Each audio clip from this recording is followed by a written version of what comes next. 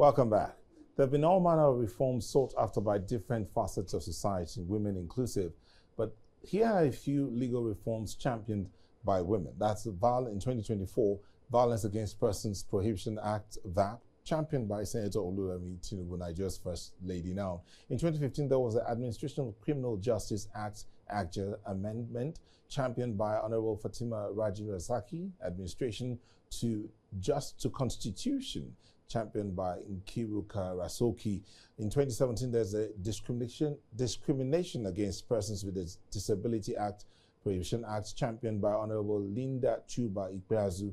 In 2020, there was a Gender Equality Bill slashed by National Assembly, championed by Honorable Aisha Duku. In 2022, Honorable Blessing Onyeche's bill was vetoed by the President, also represented visually with a gavel. Judicial Reform Bill was signed by the President.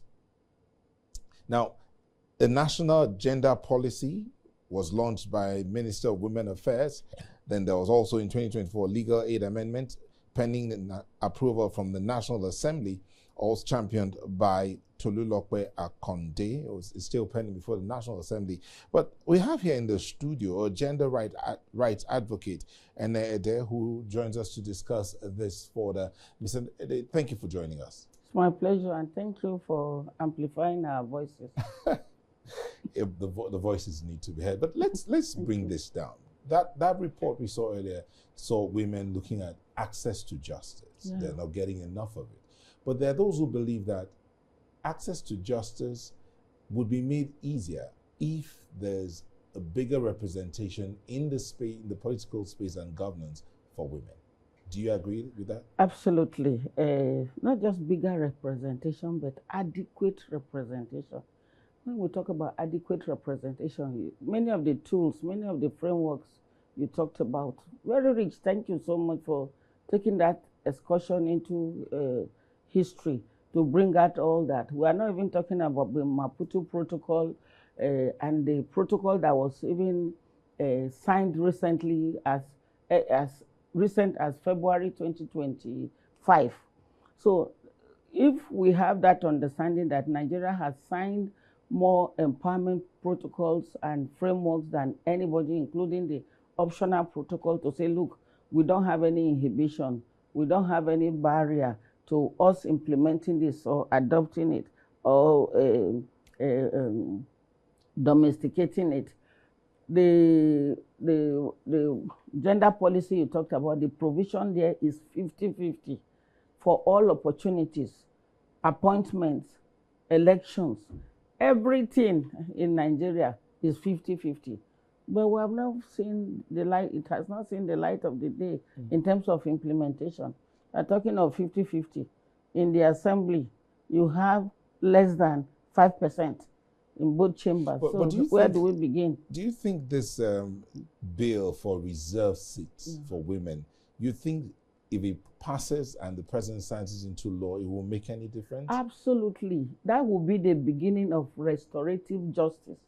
When I say restorative justice, it means there has been historic injustice being perpetrated either ignorantly or just oversight against women. But now, if we are working from slumber, we say, look, we need to restore the bad things we have done, the bad democratic behavior that we had exhibited, like Senator Desi Danjuma would say, democratic deficit. If we want to offset our democratic deficit, the right way to do it is now. So we are at the threshold of history to say, what do we want to do? The whole world, the entire globe is looking up to Nigeria, not only Africa, because other countries have moved on and we are still battling with less than 5%. Where would that put us within the Committee of Nations? It doesn't look good on us. Nigeria is a beautiful, great country with great minds, great women, women with disabilities, older women, professional women. We have no right to behave the way we are behaving. So history beckons on this 10th Assembly next week, less than 1 week from today, to vote in favor of this and be able to amend the Constitution appropriately. Just before we go, but there are those who also argue that this is the way it is right now because women are not exactly supporting women as they're supposed to? When we are carrying so much trauma from different spaces and different areas, when are we going to be able to support each other? Is it not when you are free? Give us these positions and you see what will happen to the support women will give to each other. Do men support each other? Men don't always support each other. Women may just, okay, oh, you are wearing her tie, oh, something happened, he knocks on the bed. Men take off the neck of each other. So we don't want them, that is a myth and that is a cheap blackmail. We support each other even as we are pursuing so many things are pursuing us. We are still able to be happy.